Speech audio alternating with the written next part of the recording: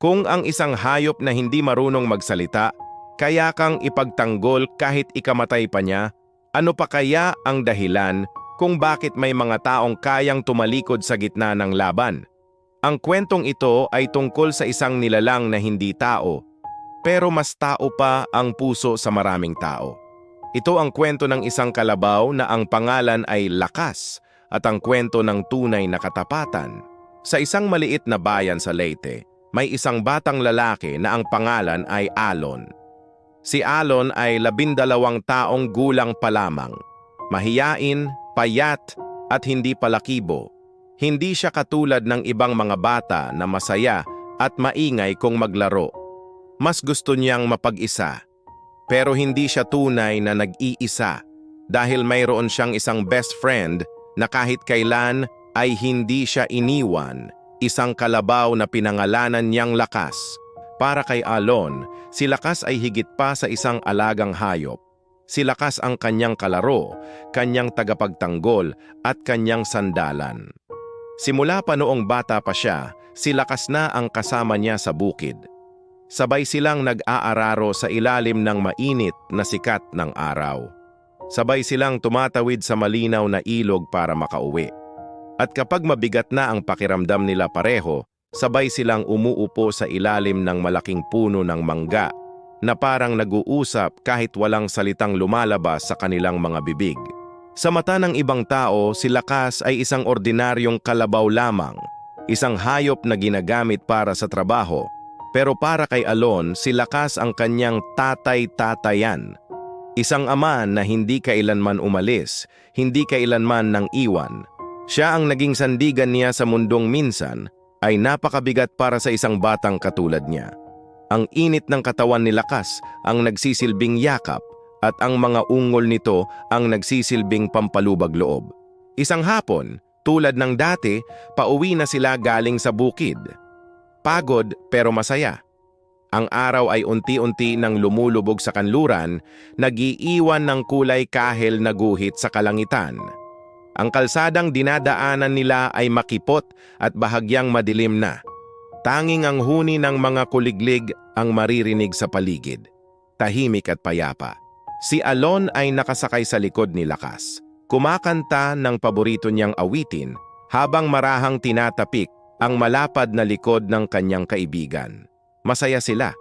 Kontento. Hindi nila alam na ang katahimikang iyon ay malapit ng mabasag ng isang trahedya. Bigla, isang nakabibinging tunog ang pumunit sa katahimikan. Virom! Isang motorsiklo ang papalapit, rumaragasa sa kipot na daan. Ang driver, halatang lasing. Pazigzag ang takbo, parang ahas na nawawala sa direksyon. Mabilis, walang preno, at diretso ang punta nito sa kanila. Nakita ni Alon ang papalapit na panganib. Naramdaman niya ang takot na gumapang sa kanyang buong katawan. Sa gitna ng gulat, sumigaw siya. "Tay Lakas, bilis!" sabi niya, habang desperadong hinahaplos ang batok ng kalabaw na para bang gusto niyang bigyan ito ng lakas para tumakbo palayo. Sinubukan ni Lakas na umiwas. Kumilos ito, pero huli na ang lahat. Masyadong mabilis ang motor. Masyadong malapit na ito sa kanila. Ang sasakyan ay parang isang bala na nakatutok, hindi kay Lakas, kundi diretso sa batang nakasakay sa kanyang likod.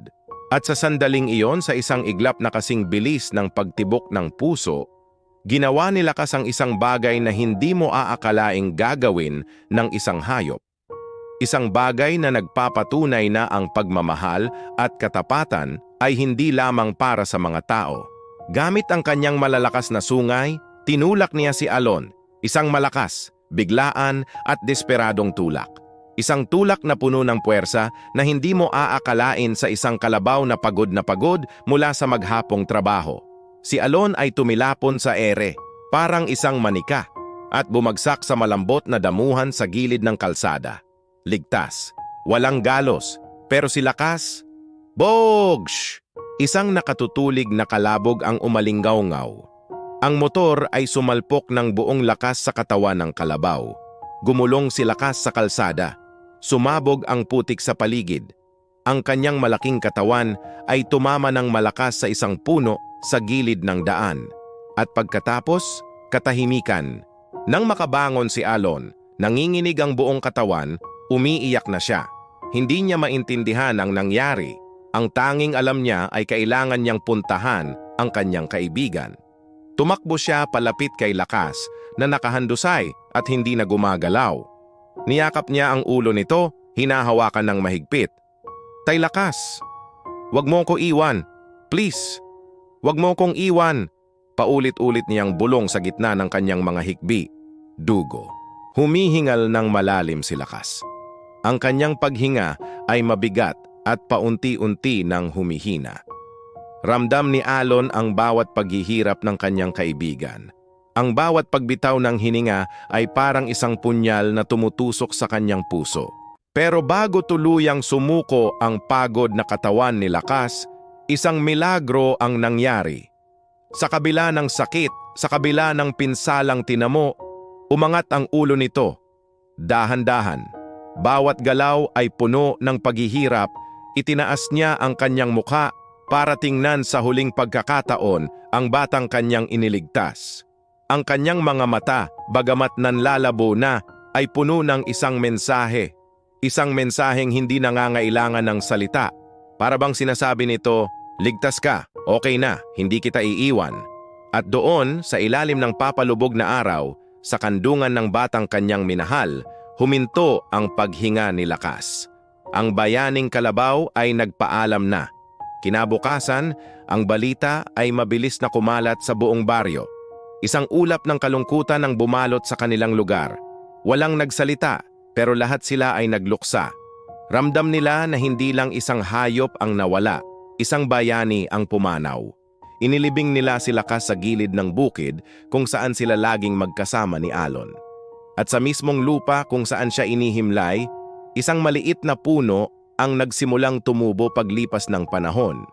Isang puno na naging simbolo ng kanyang sakripisyo. Isang puno na tinawag ni Alon na puno ng tapang. Lumipas ang maraming taon. Lumaki si Alon. Nakapagtapos ng pag-aaral, naging isang matagumpay na inhinyero. Bumalik siya sa kanilang baryo, hindi para magyabang, kundi para magbigay ng pagbabago.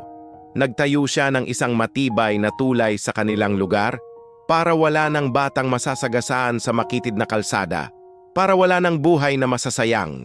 At sa bawat interview na ginagawa sa kanya, sa bawat pagkakataong tinatanong siya tungkol sa kanyang tagumpay, iisa lang palagi ang kanyang sagot habang may ngiti at luha sa kanyang mga mata. "Kung hindi dahil sa kalabaw namin, wala ako dito ngayon." Ang kwento ni Lakas ay isang paalala na ang tunay na katapatan kahit hindi nagsasalita ay nararamdaman. At ang tunay na pagmamahal, hindi ito basta-basta ikinukwento. Ito ay isinusugal, ipinaglalaban, at kung minsan, iniaalay. Kaya ngayon, tatanungin kita, kung ang isang hayop ay kayang maging tapat hanggang sa kanyang huling hininga, ikaw, hanggang saan ang kaya mong ipaglaban at panindigan para sa mga taong mahal mo?